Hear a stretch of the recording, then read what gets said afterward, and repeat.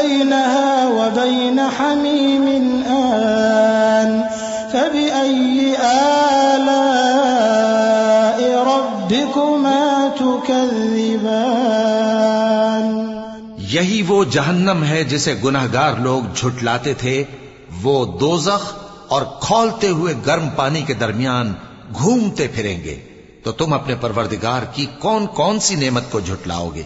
وَلِمَنْ خَافَ مَقَامَ رَبِّهِ جَنَّتَانِ فَبِأَيِّ آلَاءِ رَبِّكُمَا تُكَذِّبَانِ؟ اور جو شخص اپنے پروردگار کے سامنے کھڑے ہونے سے ڈرا، اس کے لیے 2 باغ ہیں، تو تم اپنے پروردگار کی کون کون سی نعمت کو جھٹلاؤ گے؟